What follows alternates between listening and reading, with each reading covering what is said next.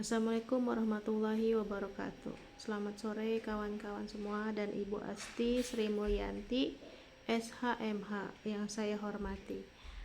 Pertama-tama saya ucapkan Alhamdulillah, puji syukur kita panjatkan kepada Allah Subhanahu wa Ta'ala beserta junjungan kita Nabi Muhammad SAW karena kita semua dalam keadaan sehat walafiat. Pada hari ini saya Hartini bersama kawan saya Neng Susi akan mempresentasikan mata kuliah Asas Hukum Perdata dengan tema atau judul yang kami ambil yaitu Implementasi Asas Kebebasan Berkontrak dalam Studi Kasus PT Freeport dengan pemerintah Indonesia tahun 2017. Definisi dan prinsip asas kebebasan berkontrak. Yang pertama, definisinya, asas kebebasan berkontrak adalah prinsip hukum yang memberikan kebebasan kepada para pihak untuk membuat, isi, dan menentukan syarat kontrak. Yang kedua, prinsip. Yaitu prinsip ini menekankan kebebasan individu dalam bertransaksi selama tidak bertentangan dengan undang-undang, kesusilaan, dan ketertiban umum. Yang ketiga, tujuan.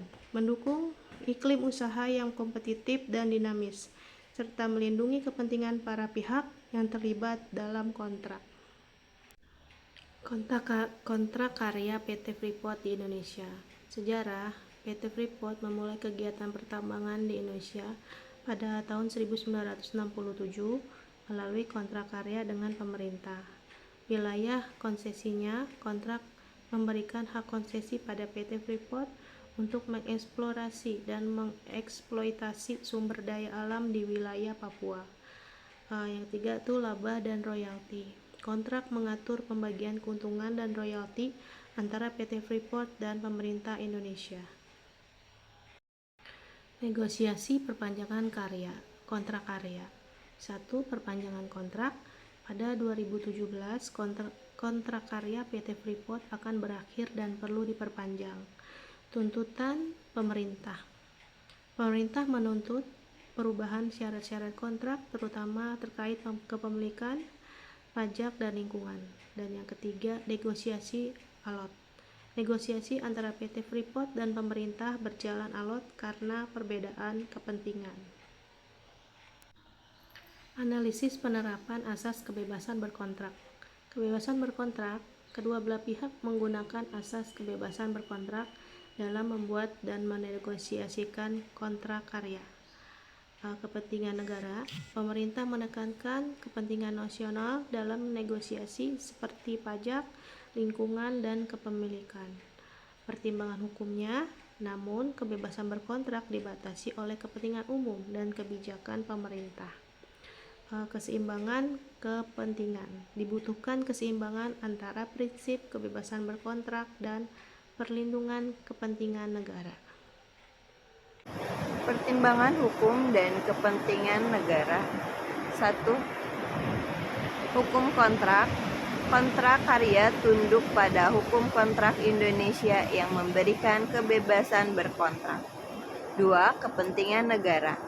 Namun, kepentingan negara seperti pajak, lingkungan, dan kedaulatan harus dipertimbangkan. 3. Keseimbangan. Pemerintah harus menyeimbangkan prinsip kebebasan berkontrak dengan kepentingan nasional. Dampak penerapan asas kebebasan berkontrak. Keunggulan komersial, PT Freeport memperoleh keuntungan komersial yang besar dari kontrak karyanya.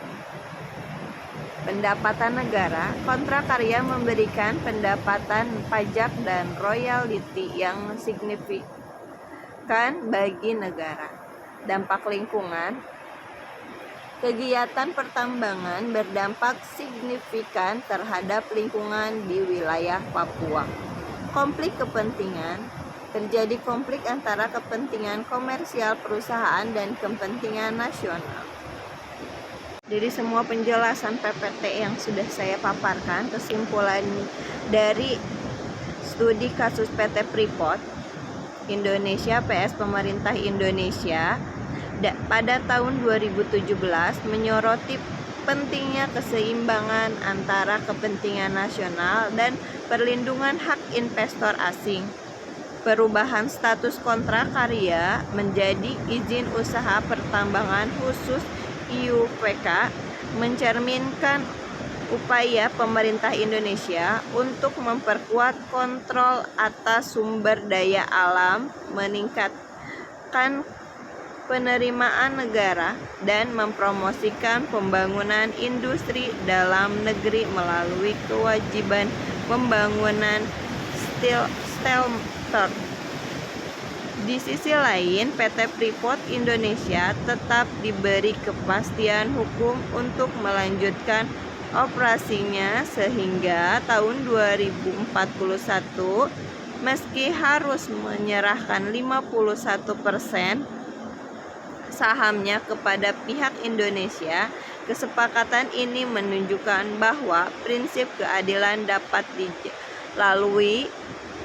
diwujudkan melalui kompromi di mana kepentingan nasional dalam pengelolaan sumber daya alam terlindungi, namun hak-hak investor asing tetap dihargai.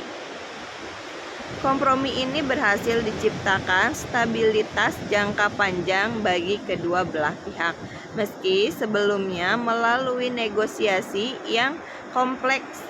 Kasus ini juga memberikan pelajaran penting bagi kebijakan pengelolaan tambang di Indonesia, di mana para negara semakin diperkuat tanpa mengabaikan kepentingan investasi asing yang mendukung perekonomian nasional. Mungkin sekian dari saya.